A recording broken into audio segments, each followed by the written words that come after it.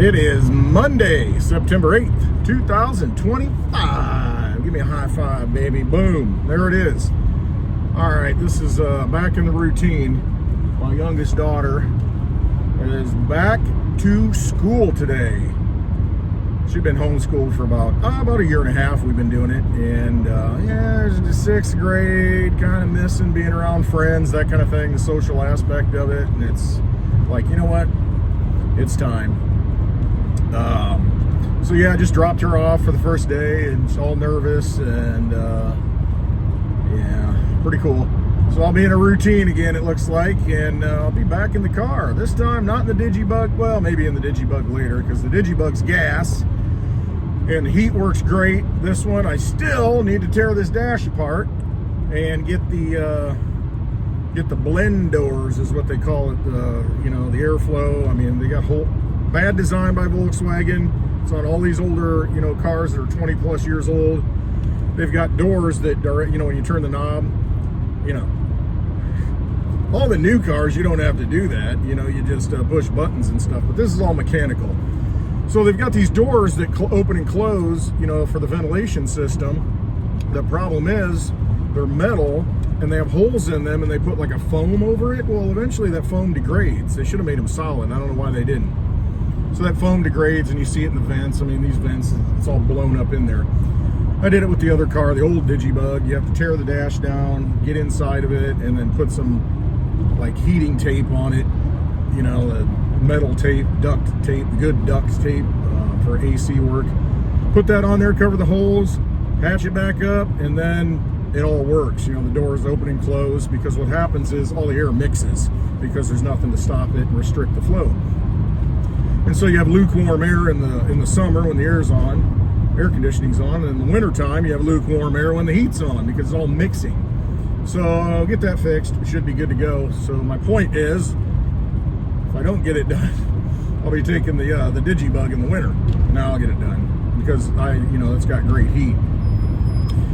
So this will have it too. So I made some tweaks on this bad boy yesterday. Spent some time. I put the VCDS software on it. Used to be called the VAG, Volkswagen Auto Group.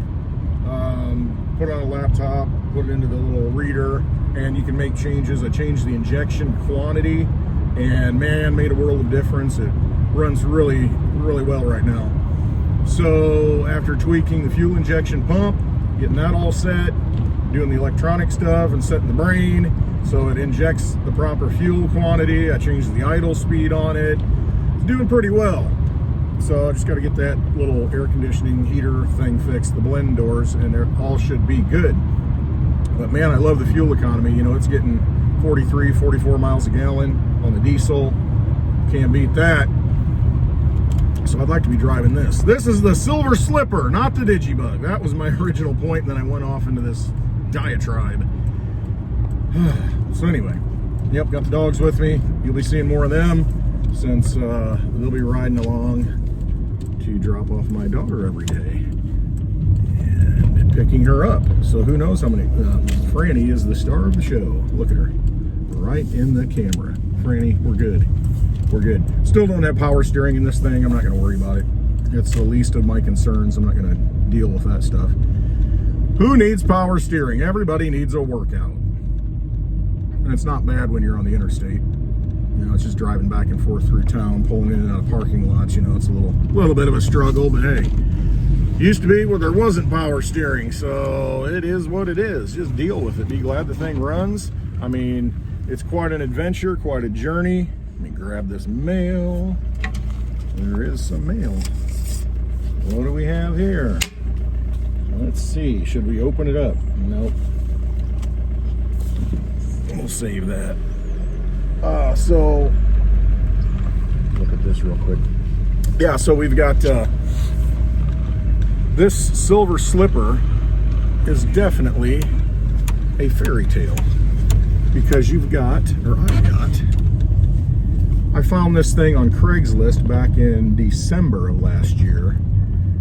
And I'm always looking for this all these 1.9 TDI engines, the ALH model in particular, just because it's a great engine. I mean, it'll run forever. You just make sure you put good oil in it and take care of it and run fuel through it and additives and all that stuff, but those engines are engineered very well.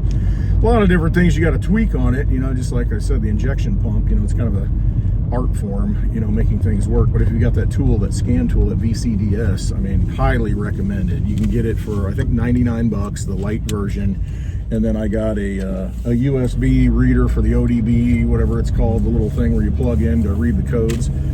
Got that off Amazon, pretty cheap, under 20 bucks. So, you know, you got 120 bucks in it, and then I can scan this, the Digibug, basically, you know, any of these cars that I would like to get in the future, I can tweak them. I can see what's wrong with them. So highly recommended. Get that VCDS software from Ross Tech, and just get a old laptop or a scrap laptop and put that on there, and then you can just use that as your diagnostic tool. I mean, you take it in the shop, they're going to do the same thing, and you're going to get, you know, probably charge you 120 bucks an hour just to look at it. So might as well do it yourself. I mean, if you've got one of these vehicles, you're going to have to do it. You know, you want to be able to maintain it. It's better than a $600 a month car payment for a new one that you can't even work on. I'm doing some road work here, excavating. So yeah, it's definitely the go-to. All right, enough about the automobiles. But anyway, let me finish this up. So I found this on Craigslist. I'm always looking for the TDI engines, the ALHs, and they made them from like the middle of '99. Volkswagen did until 2003, I think. And so the Beetles, the Golfs, the Jettas, I mean, you know, those are all, that's what I'm looking for, baby. So keep your eyes open, your ears peeled. Is that the way it works? Ears open and eyes peeled? I don't know. Peeled bananas. Chickens. Chicken! Look, chickens! Franny Fran. So yeah, I'm always looking for those. I flew out to get this one. It was in Connecticut. It was sitting in Massachusetts from December until July of this year. So I flew out in July, a one-way flight, and then drove this thing home about 1,200 miles. And man, oh man, it was, you know, but it's worked. I worked out a lot of the kinks. But yeah, it was quite the adventure. I can tell that story sometime. All the things that happened, from Hornets to brakes to no power steering and not getting the radio to work and no AC working. It was an interesting journey, part of the Westwood voyage. So paid $1,000 for it. I mean, I saw it on Craigslist that morning, just happened to see it and reached out, and Charlie G, and hey, you're in Connecticut, can you make this happen? And then Allie's in Connecticut, so they hooked up and got it done, and got the thing, and rest is history. The silver slipper. Looks like a silver slipper from the profile. So rolling into Westwood now, getting ready for the Westwood event. Super excited. Super jazzed. Turn this thing off. Okay, get over, Franny. Come on, I need my space. Now it's dark because of the light. Dark to light. All right, so wrap this up. I'm gonna make some calls today, see who all is coming to Westwood. I've got obviously my confirmations of people. Like I said in the video Saturday, I think it was, the public meetup will be, what's this thing? I got all these gadgets and stuff. I don't even know what the frick I'm dealing with here. All these gadgets. Oh, I got a CD player too, you know, so Thuran, I'm gonna start spinning some discs, baby. Thank you for that. October 3rd, it's looking like we'll have the public meetup somewhere. Just go to my website, clintwestwood.net, for details on that. It's coming up quick. Really excited. Really looking forward to it. Just looking at the crypto market, I mean, got some sideways action. The thing is, if you look at Litecoin, you've got ETFs that the deadline is in October. Litecoin in October will have been running for 14 years nonstop. An asset just like Bitcoin, except better, faster, cheaper to use, actually used more than Bitcoin. Transaction counts, look at BitPay, definitely more widely used, much more easy to use. Yeah, you've got institutions looking at it. I mean, you got a couple of them, Luxfolio, I think it is, and MEI Pharmaceuticals are buying a lot of Litecoin, and that's taking it off the market. You know, you look at Michael Saylor buying the Bitcoin and holding it and locking it up. What's the upside potential of Bitcoin? I mean, can you get a 10 times gain in Bitcoin from 100 and whatever it's at right now, $10,000? It's over $1 million, man. I mean, a 10x on Litecoin puts it, you know, just over $1,000. The money that it takes to move something like Bitcoin, it's a lot, you know. So you're seeing institutions starting to look at, hey, what's the quote second best? Because you've got a blockchain, like I said, it's been running for 14 years straight. Always worked, never been down since day one, since the Genesis block. And a lot of people get that confused. They say, well, it's a fork of Bitcoin. No, it's not. It started on its own, just like Bitcoin did, with a Genesis block. It's a big deal.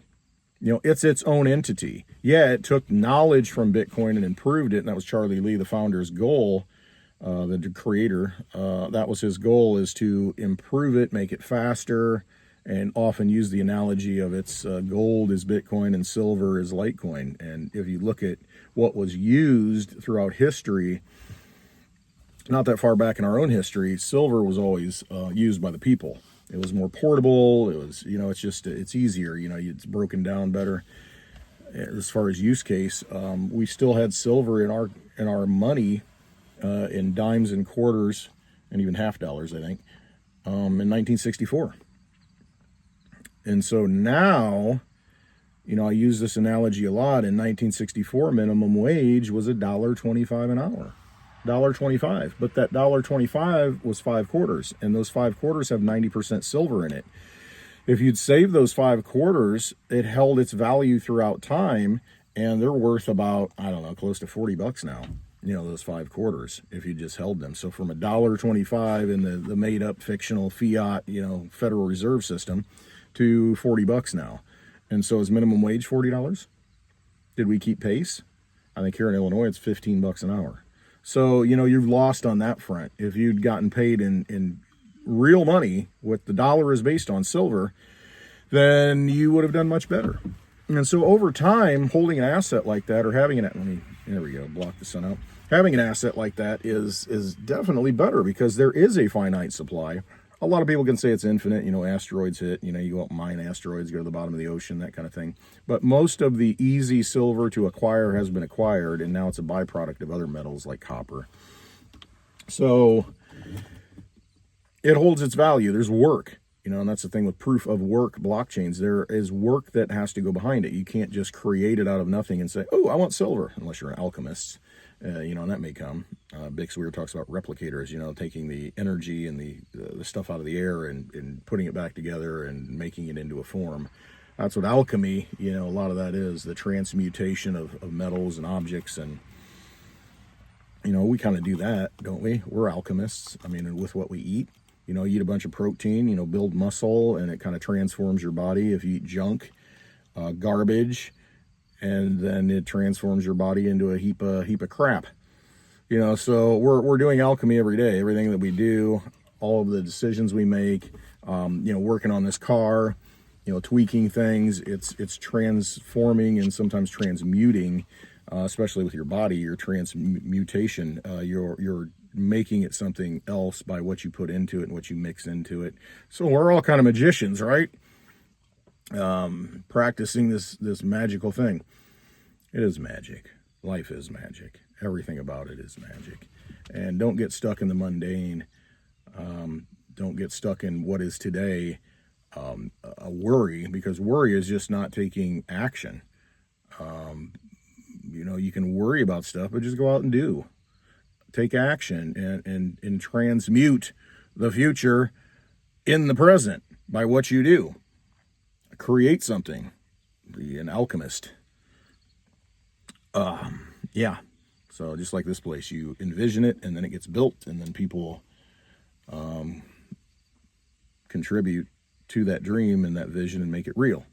So it is real, and you're gonna see it in a few weeks. And so yeah, like I said, October 3rd, I gotta get with a local bar and get that set up so that we can have a live happy hour with the lovely Litecoin Lisa and myself. So looking forward to that. Definitely. Yeah. Speaking of alchemy, speaking of faith, look at this. What's the difference between that and if you add a 0 to it? You know, just the perception of that it has more value. It's still just a piece of cotton, really. But supposedly holds value, you know, that magic trick that they use, and they'll give you as much as they want. You know, you go buy a house. I talked about it on the happy hour. You buy a $500,000 house, which is outrageous to think that, you know, a lot of houses cost that now.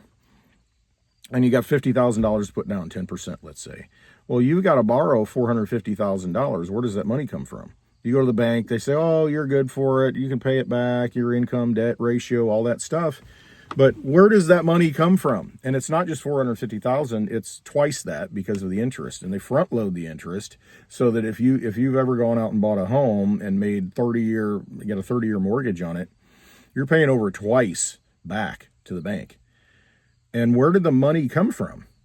They just created it and wrote a cashier's check to the owner, and you know, it just gets liquefied into the system. It's not real work. And that's why the cost of things go up, because you can just create money out of nothing. And the bank, at one point, it may be worse now. Well, it was like 1 to 9. So if they had $100,000 deposits in the bank, they could loan out $900,000 that they don't have. Just create it out of nothing. And I think that's probably your biggest creation, is through debt and loans. And then you pay it back with interest. And it's just now with the interest rate what it is, I mean, you're probably paying it back. You know, you buy a $500,000 house, you're probably paying $1.5 million for it by the time you pay it back. Like 3 times, over $1 million for sure. For what? You know, it's just a big bubble that just keeps getting pumped up. And so putting energy into real assets, this right here, this car, thank you. This is a real asset. This is something I value. I can go out and buy a new car and, you know, have to pay back $40,000, $50,000, but for what? I'd rather go buy $120 worth of software and equipment and tweak this thing and get it running. It's got 193,000 miles on it, and these engines are known to easily, you know, run 400,000 miles if you take care of them.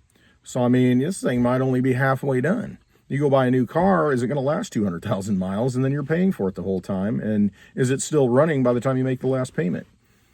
I mean, yeah, you get your little luxuries and great cup holders for your Starbucks coffees and, you know, all that stuff. And you can, you know, the hands-free speaking and, you know, the comfort. I'd rather be comfortable in my environment where I'm mostly at than just in the little bit of time that, you know, I'm driving a vehicle.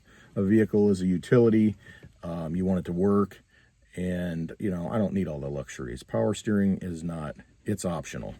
It's not necessary. Hand crank windows, I'd rather have. So I don't have to replace actuators and motors and all that stuff. So keep it simple, stupid. The KISS rule. Very important in Westwood's world.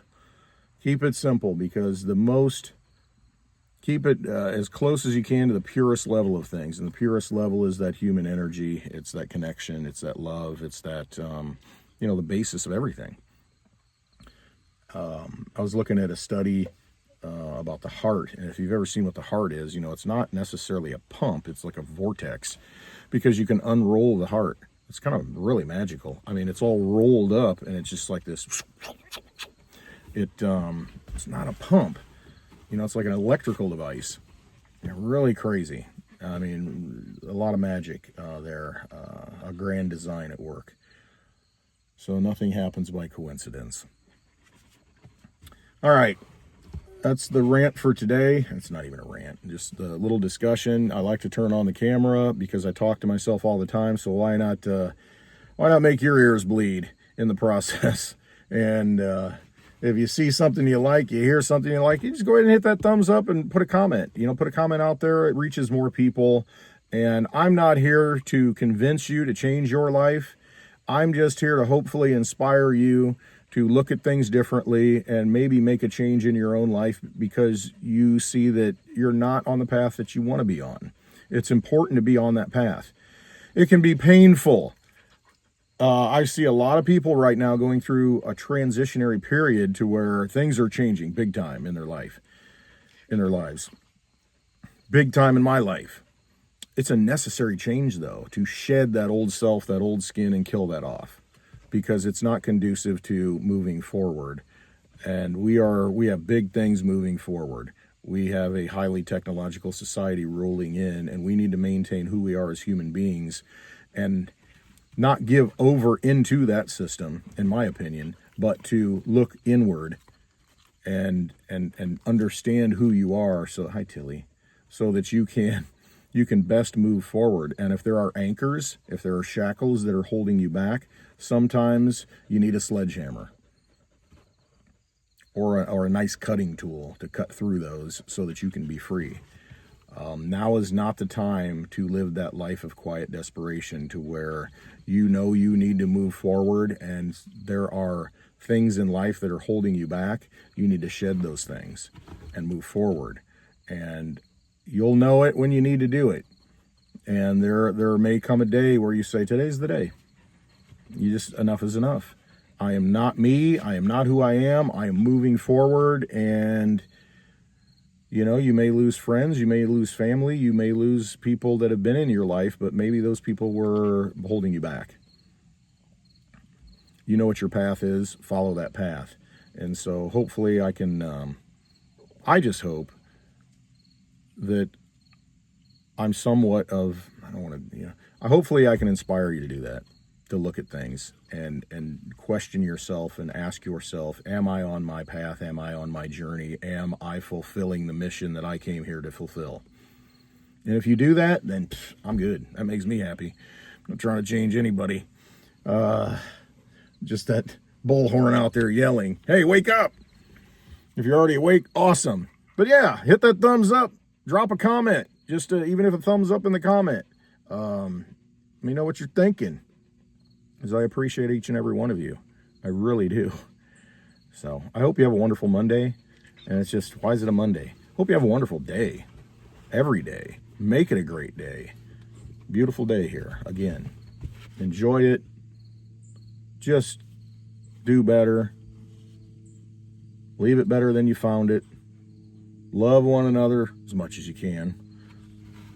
I always say, I love y'all, some more than others. No, there are varying degrees of love, though. I mean, there really are, and we all know that. You know, you love your dog differently than you love your kids, than you love your partner. I mean, there are different variations of it, but it's all the heart, baby. That unique muscle in your chest, that electrical frequency device that kind of tells you things. Resonate with those. Trust yourself, trust your intuition. All right. Love you all. Have a wonderful day.